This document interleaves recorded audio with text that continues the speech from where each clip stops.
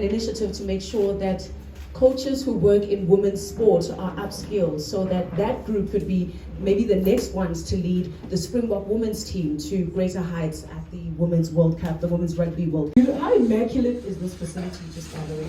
I am an alumni, so I don't get paid, but I'm an alum. Facilities absolutely immaculate, and the conversation, I imagine, the wisdom sharing as well, really, really important for the next generation that's going to be leading women's sport here in South Africa. This is a year for women, and I'm so glad that a big gun like BetWay wants to get behind this as well. So yeah, an exciting trajectory for women's sport. The stumbling blocks that we're going to speak about today are really varied. We'll talk about administration, we'll talk about the role of the media. So at university level, we legislate, we do things to ensure that we level the playing field. And in the past couple of years, we've seen more and more women rising in terms of sports administration at universities. And this is because at university level, what we do for the men, we equally do for the women. I remember a few years ago when I joined UJ, I became very unpopular because I said, if we give the rugby boys so many scholarships, we would give the netball girls the same. And at first it was very uncomfortable because you are taking from others to give to others. But the fact is, you need to level the playing field so that when they go and compete, you are able to say, you were supposed to bring medals. Now, you can't demand medals if you don't invest. You first invest, then you demand medals. And this is something that must be practiced in South Africa, in society. Don't expect teams to perform when you don't invest in them. It is not only about making it to AFCON. It is about how do we journey to qualifying for AFCON. You've been nodding a lot. You want to add something to that? No, look, I definitely agree on a lot of points, going back to I can't be the only one. And I guess that's what we do, and that's why I have the organization that I have, and I channel that wheel through that, because it's concerning when you sit there and there's the only one. You can't have the only one. At what point are we going to see more? At what point is the next generation going to be given that seat at the table? Look, I mean, it's not just handed to them, but a lot of them deserve to be there. A lot of them have what it takes to be there, and those opportunities need to be created. Going back to investing before you start claiming the results, it's very true. And yes, university sport has done very well in that. I mean, there's a lot of prominent athletes that have come out of university sport that didn't necessarily have if they were not involved in university sport, or university sport didn't invest in them. And that was important to ensure that the playing fields are leveled. Yes, we all want to win rugby matches, but we also want to win netball matches. We want our 7s and 15s girls rugby teams to also win matches and trophies and fill that trophy cabinet. But if we don't invest in them, then how are we expected to achieve that? And that is going out there into communities and getting the best of the best and offering them scholarships so that they are able to not just achieve on the sports field, but they're able to get a credible education behind them as well. Very important as well. Maria, just as we close this piece on administration, what is your ultimate wish or your ultimate hope for women in sport, disabled women in sport in particular, in order for them to achieve their dreams? How do you think it can be done? What is the solution? Well, firstly, I have to say that I think transformation was taken on in the wrong way in the country on so many levels. Because if you do it as a tick box exercise, it will only breed animosity. But if you do it because you really want to bring about change and you really want to transform the way things work, then everybody wins. If you do it from a place where if I'm empowered and I now empower you, we all win. So for me, I would like to see that, first of all, when sport bodies are chosen or elected, that the people that end up in that body is there for the right reason. Why are you there? Are you there because you want to have the nice hotel room and the expensive whiskey to wash your hands in? Or are you there because you want to be of service? Because if you are an administrator and you are on a board, you're not there for you. You are there in service of the athletes. You are there in service of the sporting code. So first of all, when we have people that put themselves forward for election, make sure that it's the right person for the right reason. Secondly, make sure that your governance is in place and it's transparent. So if I get a sponsorship for my sporting code from company A, can I count where did that sponsorship go? And did it actually make it all the way to the correct athletes, to the facilities, to the equipment that those people need, instead of maybe being sidelined for a traveling here or a traveling there for a person that's in an administrative position. Yes, sometimes it's needed, but sometimes it's more needed at the level of the athlete.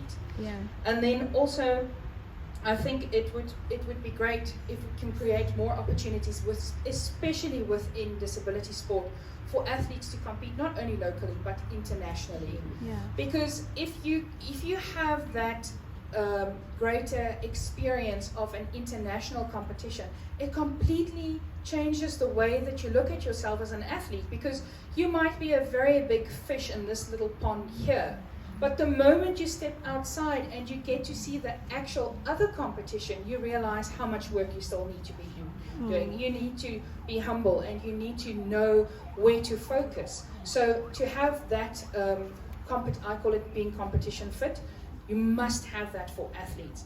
And then lastly for me is to make especially a woman with disabilities realize that sport is a great vehicle, not only for self-improvement, but also to study, to travel. If you give your 100%, I guarantee there are people that will come to the table and give their 100% to get you to get where you want to go. If you don't just expect, but you are willing to put in the work, there are people that will help you get to travel internationally and compete. And then for me personally, what I absolutely love about sport and disability sport is you get to meet so many other different people that face maybe different challenges, but in more or less the same way that you do. So that perception that we're here on the southern end of Africa and nobody really knows what we're going through, that kind of dissipates, because when you meet other people with disabilities competing, you realize that there's a lot of the same challenges behind it, and it's nice to be able to then say, okay, well, this is the way we can mitigate it, and this is the way that we can work together, and building that networking function. Thank you for that. I think, a lot of people see us as momentum proteas and getting to the finals, but I think people forget about the behind the scene parts and not getting enough facilities, getting home late at 8 in the afternoon. So it's really exciting to quite see that it actually kind of paid off. And we've always been that team that gets to the semi-final consistently now, and played England like 3 times in the semi-finals and getting heartbroken when we got there. But now I think it finally shown that we are a big team and we can also perform in global stages. So it was quite exciting. I like that, big team. Yes. You're a big team now. So, big team girl, do you think that this win will draw people in to wanting to know more about the team, wanting to know more about Tumi, more about Ayabonga, more about the rest of the team as well, and that your stories will be amplified? Yes, definitely. I think Maria just said it now, that we are tired of being of trying to prove ourselves. We should have gotten the coverage and the knowledge and the experience that we know from a long time ago, and just showing off on the field. And I think if you also think about where women's cricket has been in like a couple of years ago, you'd see that there are quite strides that have been made to get us to where we are today. I know for a fact now that we are getting paid the same as the men in the match fees. So yeah, it's quite to see that it's growing now and getting seen for what we truly are. Yeah. Congratulations.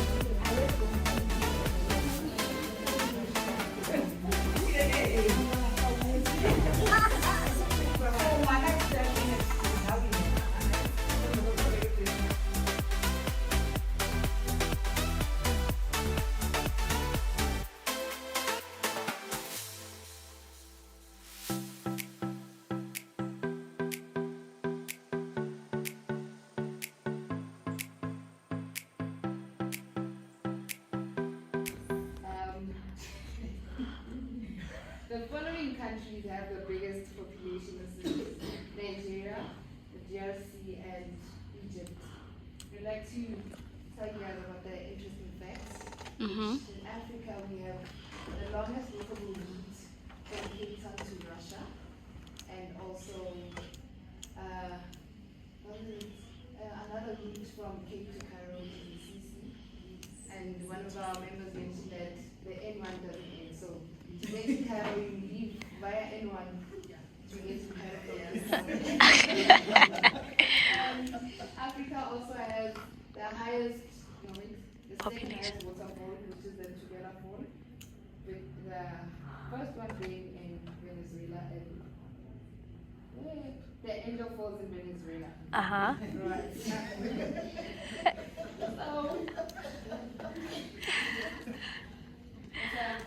In Africa, we have a lifespan of 59 years. There's a lot of great when we get to 100, 108 years. We have a young population ranging average of 19 years, and I think with the 7,000 languages in Africa, South Africa or Africa accounts for a quarter.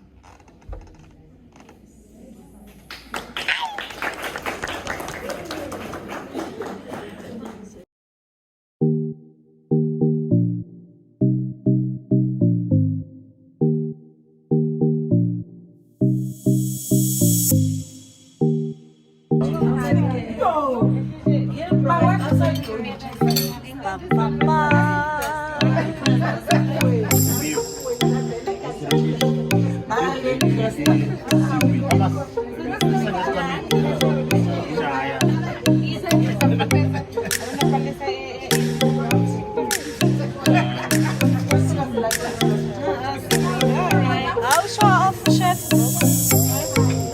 The chef is showing off.